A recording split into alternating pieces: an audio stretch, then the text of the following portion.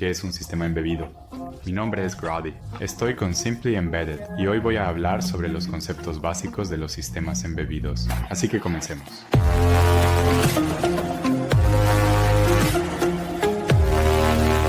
Un sistema embebido es una combinación de hardware y software diseñado para realizar una función o funciones específicas. También puedes pensar en un sistema embebido como un controlador que forma parte de un diseño más grande. Los sistemas embebidos se utilizan para controlar muchos dispositivos o ciertas partes de los dispositivos como aviones, equipos médicos, electrodomésticos, automóviles, cámaras y televisores. Los sistemas embebidos modernos a menudo se basan en microcontroladores, microprocesadores, SoCs o FPGAs.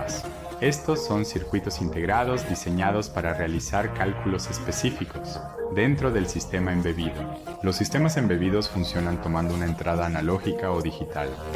La entrada se procesa luego según cómo se haya configurado el software del sistema. Esto resultará en algún tipo de salida.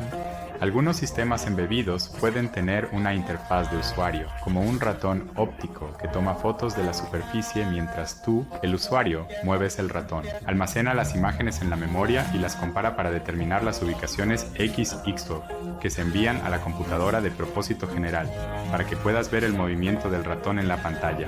Aunque un ratón óptico es un periférico para la computadora de propósito general, la computadora de propósito general en sí no se considera un sistema embebido porque es general, es multifuncional. Puedes tener muchos programas en ella, puedes crear otros programas en ella y por eso no es un sistema embebido. En este video, conoceremos la hoja de ruta de la ingeniería de sistemas embebidos.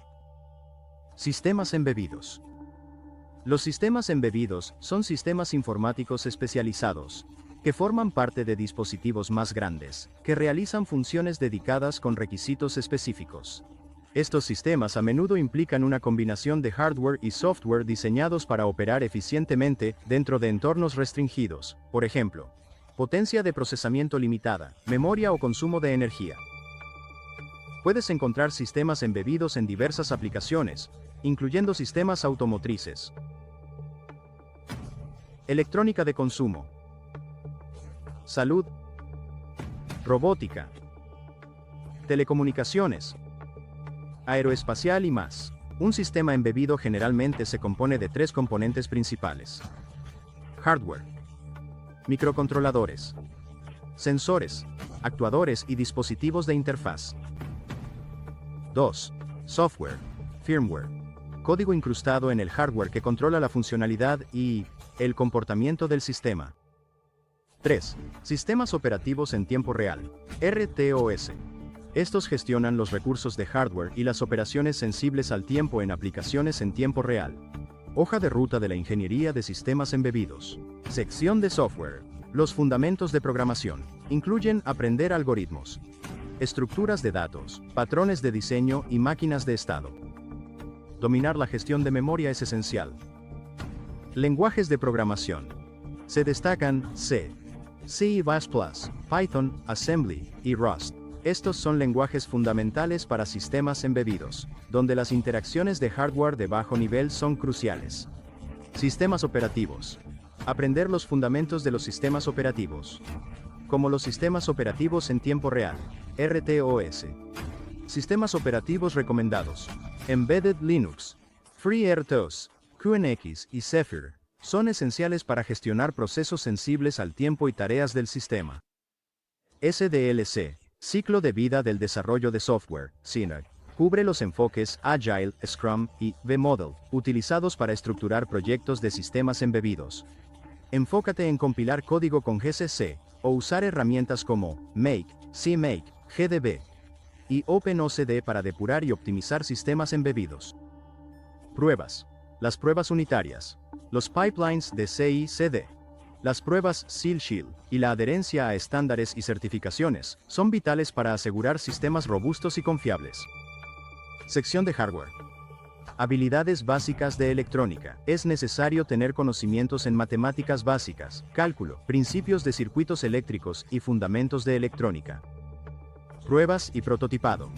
Uso de multímetros, osciloscopios, placas de pruebas y software de diseño de PCB para medir, probar y prototipar circuitos. Desarrollo de FPGA. El desarrollo de FPGA, matriz de puertas programables en campo, es clave para construir soluciones de hardware personalizables. Componentes funcionales en periféricos de microcontroladores de sistemas embebidos. GPIO, temporizadores, ADC, DAC, interrupciones, PWM, modulación por ancho de pulso, y DMA. Acceso directo a memoria. Son periféricos esenciales para controlar hardware. Gestión de energía y gestión de reloj. Aprende a gestionar la energía del sistema de manera eficiente y a controlar el tiempo para sistemas en tiempo real. Seguridad embebida. La seguridad es primordial, especialmente en las aplicaciones modernas de IoT.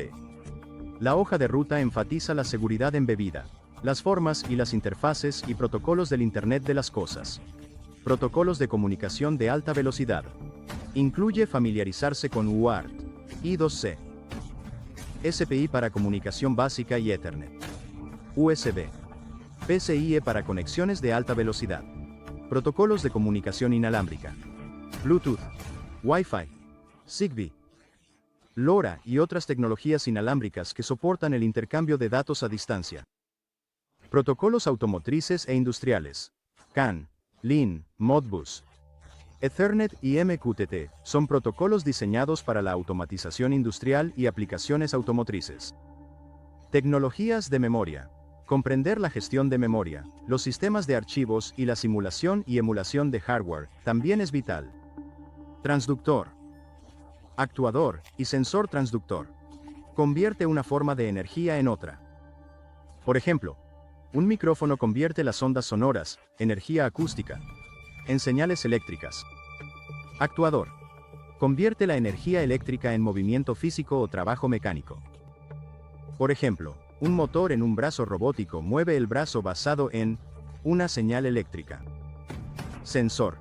Detecta cambios físicos, por ejemplo, temperatura, luz, presión, y los convierte en señales legibles.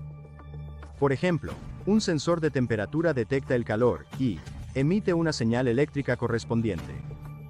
Habilidades blandas, la comunicación, el trabajo en equipo, la resolución de problemas, la gestión del tiempo y la adaptabilidad se destacan como necesarias para que cualquier ingeniero de sistemas embebidos tenga éxito.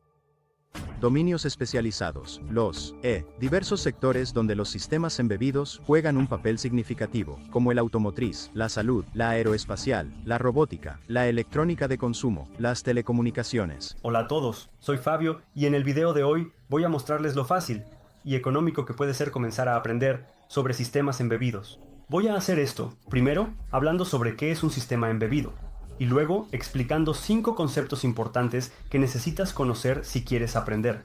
Desarrollo embebido. El primer concepto que voy a explicar es GPIO o entrada-salida de propósito general.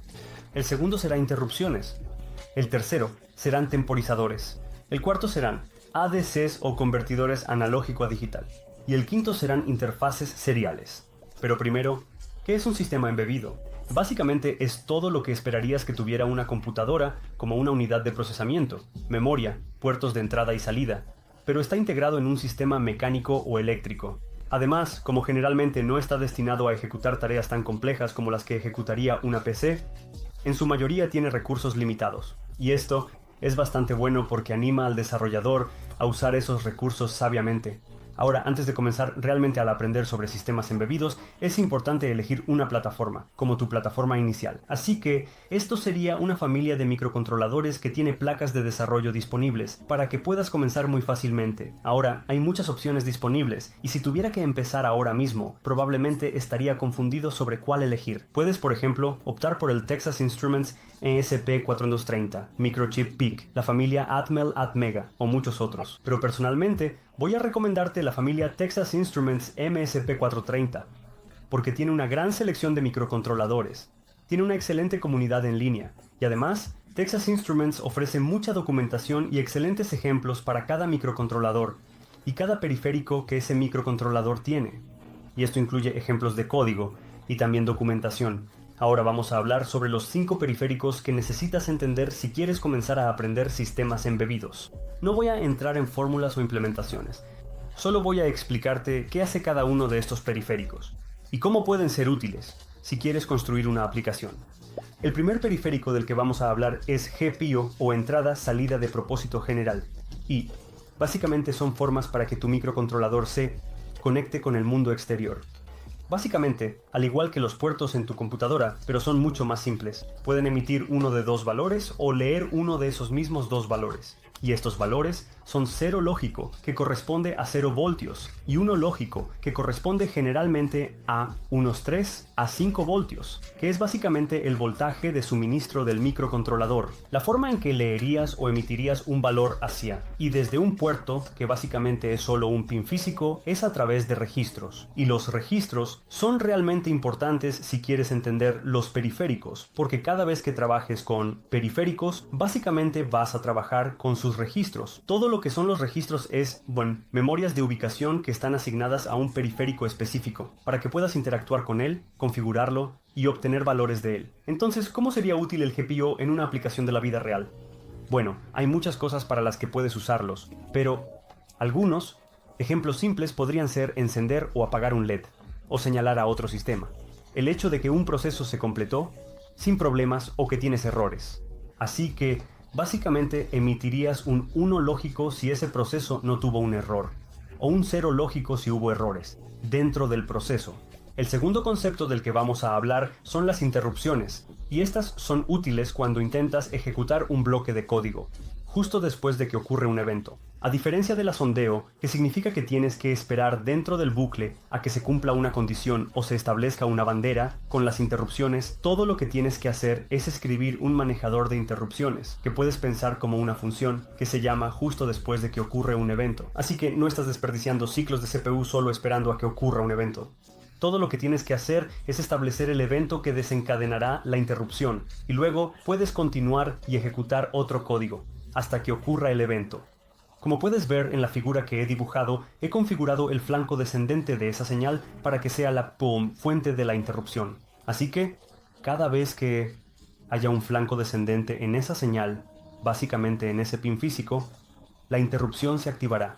Nuevamente, en este ejemplo, implica que vas a suministrar una señal a un pin físico del microcontrolador. Pero esto no necesariamente tiene que ser una señal, puede ser algo interno como de otro periférico. Quizás terminó un proceso o tal vez lanzó un error o algo por el estilo. Realmente puede ser muchas cosas. El tercer periférico del que vamos a hablar va a ser el temporizador. Y así, con un temporizador puedes crear tiempos de espera. Puedes contar cuánto tiempo tarda un proceso, o incluso puedes crear un reloj en tiempo real. Entonces, un temporizador generalmente cuenta hacia arriba y hacia abajo, o de manera continua. Y lo que significa contar hacia arriba, es que realmente estableces un valor en el registro, y el temporizador cuenta hasta ese valor. Y cuando alcanza ese valor, comienza de nuevo desde cero. Contar hacia arriba y hacia abajo, por otro lado, significa que tu temporizador va a contar hasta ese valor que acabas de establecer, y luego comenzará a contar de nuevo hacia abajo hasta cero, y luego comenzará todo de nuevo. Y con contar de manera continua, no importa qué valor establezcas. El temporizador va a contar hasta que se desborde, alcanzando su valor máximo, y luego comienza de nuevo desde cero. El valor máximo al que un temporizador puede contar va a depender de cuántos bits está utilizando el temporizador. Por ejemplo, si tenemos un temporizador de 3 bits, el valor máximo al que puede contar será 7. Esto significa 2 elevado a la potencia de 3, menos 1. Normalmente, los temporizadores hoy en día también incluyen módulos llamados CCP, o módulos de captura, comparación y modulación por ancho de pulso. El modo de captura nos permite cronometrar diferentes procesos, y la forma en que hacemos esto es suministrando una señal al módulo, y luego podemos encontrar una diferencia de tiempo entre dos bordes de esa señal. Esto ocurre guardando una instantánea del valor al que el temporizador ha contado cuando ocurrió el borde, y luego cuando ocurrió el otro borde. Y luego es solo cuestión de restar estos dos valores y convertirlo en tiempo, porque conocemos la frecuencia con la que el temporizador cuenta. El modo de comparación es algo opuesto, porque nos permite emitir señales moduladas por ancho de pulso, o señales donde modificamos el factor de trabajo. Así que, tenemos una frecuencia fija, y luego podemos elegir cuánto dura el 1 lógico, o el 0 lógico, dentro de un periodo. Esto sería útil, por ejemplo, si queremos controlar la velocidad a la que gira un ventilador, que básicamente es un motor de corriente continua, o si queremos controlar cuánta luz emite un LED, la forma en que funciona el modo de comparación es estableciendo un valor en un registro, y luego el temporizador va a crear un borde en la señal de salida, cuando el temporizador cuenta hasta ese valor, y luego el otro borde ocurre cuando el temporizador se desborda. El cuarto periférico va a ser el ADC, o el convertidor de analógico a digital, y lo que esto nos permite hacer es trabajar realmente con entradas analógicas. Así que si tienes un voltaje que quieres medir, puedes usar esto para obtener un número con el que puedas trabajar en el software. Como puedes ver en la figura, sin embargo, esto solo funciona entre dos límites. Y así tendrías un voltaje mínimo y máximo. Y esto se debe a que realmente necesitas tener estos voltajes como referencias, y no puedes superarlos. También puedes notar que este periférico solo produce números enteros. Esto significa que habrá un error entre el valor que vas a ingresar al periférico y el valor que obtienes como salida. Esto se conoce como el error de cuantización, y siempre será menor que la mitad del paso de cuantización. Nuevamente, con un ADC de 3 bits, como puedes ver en la figura, tenemos 8 pasos, de 0 a 7, y estos serán tus salidas. También existe lo opuesto al ADC, que es un DAC, o convertidor digital a analógico. Y no tantos microcontroladores tienen este periférico, pero es útil si deseas emitir una señal, a partir de valores que tienes almacenados en tu memoria. El quinto y último periférico del que vamos a hablar son las interfaces seriales, y estas básicamente nos permiten transmitir datos a otras partes de nuestro sistema, o incluso a otros sistemas. Hoy voy a hablar sobre las tres más básicas, pero en realidad hay bastantes de ellas. La más básica va a ser UART, que significa receptor transmisor asíncrono universal, y solo requiere 2 líneas de datos. Aunque es simple, requiere configurar la tasa de baudios o la velocidad a la que estás transmitiendo datos en ambos sistemas que van a comunicarse, antes de iniciar realmente la comunicación. Y tampoco permite que más de 2 dispositivos se comuniquen a la vez. Como puedes ver en la figura de explicación a mi derecha, básicamente tienes un bit de inicio seguido de 7 a 8 bits de datos, un bit de paridad si está habilitado, y luego un bit de parada. En contraste con UART, tanto SPI como I²C permiten que múltiples dispositivos se conecten al bus, y ofrecen velocidades más rápidas. Así que SPI es el más rápido del grupo. Tiene 2 líneas de datos y una línea de reloj, que puedes considerar como una línea de sincronización. Y la forma en que te comunicas con múltiples dispositivos es teniendo un pin físico conectado a cada uno de ellos. Así que otra línea, que simplemente selecciona con qué dispositivo estás hablando. La forma en que seleccionas un dispositivo es generalmente enviando un voltaje bajo a ese pin es decir, un 0 lógico. I²C, por otro lado, es más lento que SPI, pero solo tiene 2 líneas en total, así que una es para datos y la otra es para el reloj. Y la forma en que realmente seleccionas con qué dispositivo estás hablando es a través de una dirección. Así que antes de enviar datos, vas a enviar la dirección del dispositivo con el que quieres hablar. Esto por supuesto implica que cada dispositivo va a tener una dirección única en este bus. Vaya, esto resultó ser más largo de lo que pensaba, pero espero que te haya sido útil. Y solo para que sepas, hay muchas cosas bajo el capó que están sucediendo, y que eventualmente vas a aprender, pero al principio, si entendiste o vas a entender estos conceptos, será suficiente para comenzar a programar aplicaciones sencillas. La razón por la que realmente no recomiendo Arduino para principiantes es porque tiene tantas capas de software sobre el hardware que en realidad no estás interactuando con el hardware, y eso es lo más emocionante cuando vas a trabajar con sistemas embebidos. La tecnología ha evolucionado tanto que tu smartphone es capaz de hacer muchas cosas que solo una computadora de propósito general podía hacer en el pasado. Esto es posible gracias al uso y las mejoras en los SoCs, también conocidos como sistema en un chip. Pero, ¿qué son realmente estas cosas? Bueno, mi nombre es Grady, estoy con Simply Embedded y hoy voy a explicar qué son los SoC. Así que comencemos.